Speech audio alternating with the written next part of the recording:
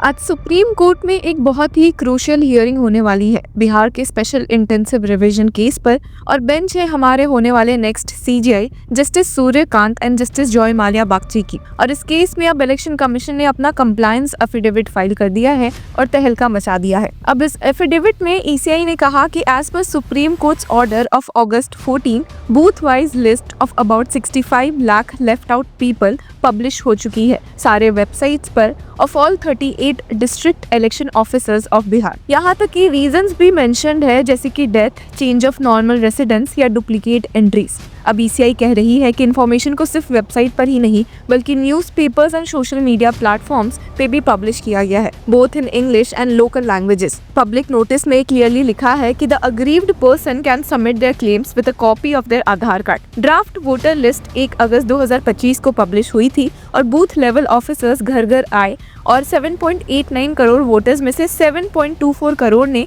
Confirmation दे दिया या required forms submit कर दिए थे। और अभी क्लेम्स और ऑब्जेक्शन की विंडो 1 अगस्त से 1 सितंबर तक ओपन है। मतलब कागज पर तो लगता है कि सब कुछ सिस्टमैटिक है, लेकिन एक्चुअल में सवाल ये है कि 65 लाख डिलीशन क्या जस्टिफाइड है? आधार को कंडीशन बनाना क्या हर वोटर के लिए फेयर है? और क्या आम आदमी के लिए अपना नाम दोबारा डलवाना इतना सिंपल होगा? तो फिर आज की हियरिंग में पिटिशनर्स की तरफ से मौजूद होते हुए सीनियर एडवोकेट्स प्रशांत भूषण, अभिषेक मनु सिंघवी, कपिल सिब्बल और गोपाल शंकर नारायण क्या बातें रखने वाले हैं और क्या रखी है सुप्रीम कोर्ट बेंच के सामने, और कैसे ईसीआई पर एक उंगली अभी भी उठी है, चलिए देखते हैं। पर सबसे बड़ी बात, इस हियरिंग के पहले तक की कंट्रोवर्सी अपने पीक पर पहुंच चुकी है chief election commissioner Gyanesh Kumar के प्रेस कॉन्फ्रेंस की वजह से। और अब क्यों लोग कह रहे हैं कि एक समय पर डॉक्टर BR अम्बेडकर के साथ साथ सुप्रीम कोर्ट ने भी ईसीआई की इंडिपेंडेंस को लेकर डाउट दिखाया था, देखते हैं। अब leader of opposition in Lok Sabha Rahul Gandhi ने जब कर्नाटका के महादेवपुरा कॉन्स्टिट्यूएंसी में alleged vote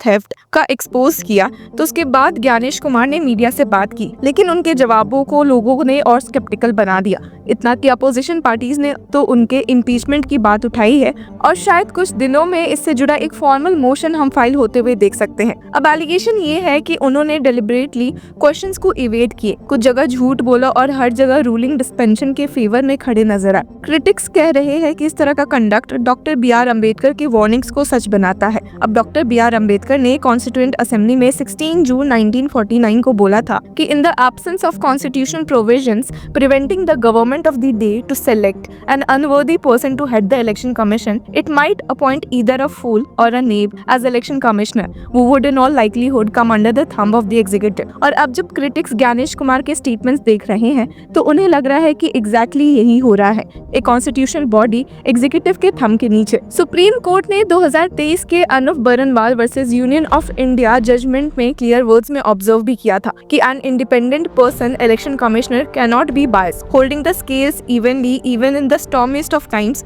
not being servile to the powerful but coming to the rescue of the weak and the wrong who are otherwise in the right would qualify as true independent. और इससे पहले भी court ने एक चीज clear कर दी थी कि an election commissioner must be answerable to the nation, not weak before those in power and never feel indebted to the one who appointed him. तो समझने वाली बात यह है कि ईसीआई का रोल सिर्फ इलेक्शन करवाना नहीं है बल्कि डेमोक्रेसी की क्रेडिबिलिटी को प्रोटेक्ट करना है। अगर वो रूलिंग पावर के प्रेशर में आ जाए या अपने अपॉइंटमेंट का फेवर चुकाने लगे तो वो अपने पोस्ट का असली मकसद ही बिगाड़ देता है। अभी स्टैंडर्ड्स एक तरफ है और लोग कह रहे हैं कि ज्ञानेश कुमार के आंसर्स एकदम दूसरी तरफ। सबसे बड़ा एग्जाम्पल जो लोगों ने पॉइंट आउट किया है वो राहुल गांधी के वोट थेफ्ट एलिगेशंस को लेकर है। अब ज्ञानेश कुमार ने तुरंत कहा था कि राहुल गांधी को एक एफिडेविट देना होगा 1 वीक के अंदर, वरना अपोलोजाइज टू द नेशन। हालांकि लोगों ने ये नोटिस कर लिया कि जब बीजेपी के MP अनुराग ठाकुर ने सिमिलर एलिगेशंस लगाए थे मल्टीपल कॉन्स्टिट्यूएंसीज में इंक्लूडिंग रायबरेली, तो उनसे कोई एफिडेविट नहीं मांगा गया। और जब इस बारे में ज्ञानेश कुमार से पूछा गया तो उन्होंने जवाब दिया था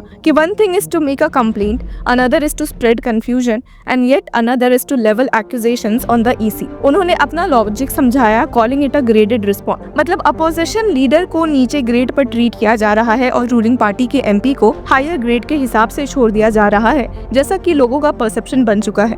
अब डॉक्टर बी आर अम्बेडकर ने कास्ट सिस्टम को डिस्क्राइब किया था as an ascending order of reference and descending order of conduct, और वहीं लोगों का मानना है कि ज्ञानेश कुमार का ग्रेडेड रिस्पॉन्स भी कुछ वैसा ही है, अपोजिशन के लिए कंटेम्प्ट और रूलिंग बेंचेस के लिए रेफरेंस। दूसरा बड़ा इशू जो लोगों ने नोटिस किया है वो ये है कि बिहार के SIR के दौरान सिटीजनशिप वेरीफाई क्यों की जा रही है। सुप्रीम कोर्ट ने 1995 Lal Babu Hussain versus electoral registration officer case में क्लियर बोला था कि ECI सिटीजनशिप वेरीफाई नहीं कर सकता। फिर भी ज्ञानेश कुमार ने जस्टिफिकेशन दिया बाय इन्वोकिंग आर्टिकल 326, जिसमें लिखा है कि सिर्फ इंडियन सिटीजन्स ऑफ 18 ईयर्स और अबव वोट कर सकते हैं। अब ये स्टैंड बिल्कुल एको करता है union home ministry Amit Shah के NRC स्टेटमेंट्स को। मतलब ECI अपने कॉन्स्टिट्यूशनल बाउंड्री से आगे जाके एग्जीक्यूटिव के पॉलिटिकल लाइन को फॉलो करते हुए लग रही है, जैसा कि लोग कह रहे हैं। और जब CCTV फुटेज को पब्लिक करने की डिमांड आई तो भी लोगों को ज्ञानेश कुमार के एक अजीब जस्टिफिकेशन की बात अलग लगी। उनका कहना था कि CCTV फुटेज रिलीज करना would violate the privacy of voters and go against the honours of mothers, sisters, daughters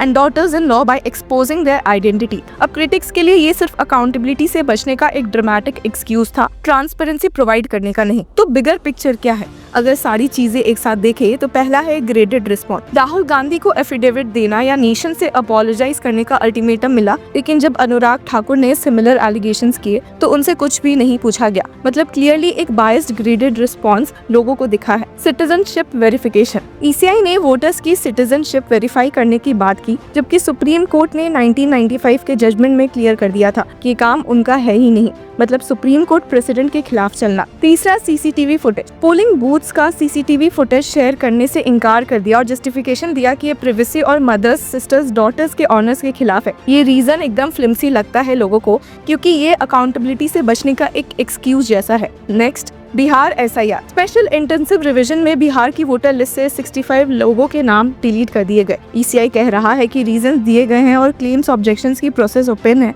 लेकिन पब्लिक ट्रस्ट अभी भी शेक हो रखा है। तो एक ही पैटर्न सबको नजर आता है, वो है इलेक्शन कमीशन क्रेडिबिलिटी लूज कर रहा है। डॉक्टर BR अम्बेडकर की वार्निंग और सुप्रीम कोर्ट के ऑब्जर्वेशंस दोनों यहाँ डिस्टर्बिंगली रेलेवेंट हो जाती है। आज जब supreme court Bihar SIR affidavit पर हियरिंग करेगा, ECI अपने पेपर्स में ट्रांसपेरेंसी दिखाएगी, बट पब्लिक और अपोजिशन के डाउट्स अभी भी खत्म नहीं हुए। हालांकि शायद इसी वजह से सुप्रीम कोर्ट की बेंच ने लास्ट हियरिंग में कहा भी था कि ये मामला पूरा एक ट्रस्ट डेफिसिट का केस लग रहा है, कि कॉन्स्टिट्यूशन के तहत ECI आर्टिकल 324 के तहत अपना काम अच्छे से कर रही है, पर लोगों को उन पे भरोसा नहीं रहा। इसकी वजह से ही ये सब कुछ अभी मैटर उनके सामने आ चुका है। पर लोगों के मन में जो क्वेश्चन है वो ये है कि क्या इलेक्शन कमीशन सच में इंडिपेंडेंट है या एग्जीक्यूटिव के थंब के नीचे आ गई है? और अगर लोगों का ट्रस्ट ही हिलने लगे तो फिर डेमोक्रेसी के सबसे बड़े पिलर ही कॉम्प्रोमाइज हो जाते हैं। और जैसा डॉक्टर BR अम्बेडकर ने बोला था, a person who is in a state of obligation और feels indebted to the one who appointed him fails the nation. तो व्यूअर्स, आपकी क्या राय है हमें कमेंट सेक्शन में जरूर बताएं,